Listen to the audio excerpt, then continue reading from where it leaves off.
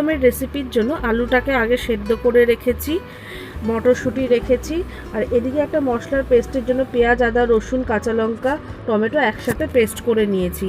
এদিকে কড়াইতে তেলটা গরম করতে দিয়ে দিয়েছি, তার মধ্যে জিরে আর তেজপাতা ফোড়ন দিয়ে মশলাটা ওর মধ্যে কষাতে দিয়ে দিলাম। এরপরে মশলাটা কিছুটা কষানোর পরে এর মধ্যে হলুদ গুঁড়ো আর নুন, কাশ্মীরি লঙ্কার গুঁড়ো দিয়ে মশলাটাকে ভালো করে কষিয়ে নেব। এদিকে মশলাটা ভালো করে কষানো হচ্ছে। মশলাটা কষাতে কষাতে ততক্ষণে তোমাদের বাকি ইনগ্রেডিয়েন্টসগুলো বলে দিই। বাকি ইনগ্রেডিয়েন্টসগুলোর মধ্যে ওর মধ্যে কিছু কড়াইশুঁটি রাখা আছে, আর একটা জিরের গুঁড়ো আর লঙ্কার গুঁড়ো আর হলুদ গুঁড়ো দিয়ে একটা পেস্ট বানিয়ে রাখা আছে, যেটা এই কষানো মশলার মধ্যে ব্যবহার করব। আর হচ্ছে আলাদা করে কাশ্মীরি লঙ্কার গুঁড়ো আর গরম মশলা গুঁড়ো রাখা আছে।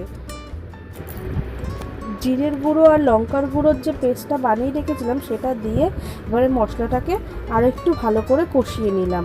এবার মশলাটা ভালো মতো কষে গেছে, কষানো হয়ে গেছে। দেখুন চারিদিক থেকে একটু তেল ছেড়ে এসছে। এইবারে হচ্ছে এর মধ্যে একটু জল দিয়ে মশলাটাকে আর একটু কষিয়ে নেব।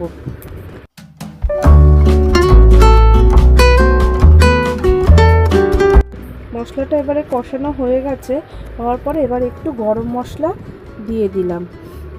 এটা দেওয়ার পরে আর একটু ভালো করে মশলাটাকে কষিয়ে নেব।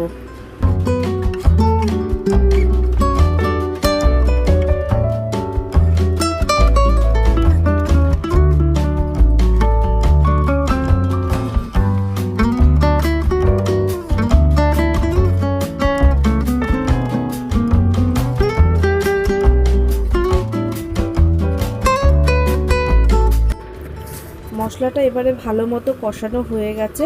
এবার সেদ্ধ করে রাখা যে আলুটা সেটা কষানো মশলার মধ্যে দিয়ে দেব। দিয়ে এবারে ভালো করে আলুর সাথে মশলাটাকে কষতে থাকবো যতক্ষণ না মশলাগুলো আলুর মধ্যে ভালো মতো ঢোকে। ততক্ষণ পর্যন্ত আলুটাকে ভালো করে মশলার সাথে কষিয়ে নেব। আলুটাকে ভালো করে মশলার সাথে কষানো হয়ে এসছে। এইবারে এর মধ্যে কড়াইশুঁটিগুলোকে দিয়ে দেব। কড়াইশুঁটিগুলো দেওয়ার পরে আবারও ভালো করে কষতে থাকবো। আমার কষানো প্রায় হয়ে গেছে। এইবারে এর মধ্যে আমি একটু জল অ্যাড করে দেবো। যতটা পরিমাণ ঝোল তোমরা পছন্দ করবে ঠিক সেরকম বুঝে তোমরা জলটা অ্যাড করো। আমার এটুকুই লাগবে, তাই জন্য আমি এতটুকু অ্যাড করলাম। তোমরা চাইলে জল অ্যাড নাও করতে পারো।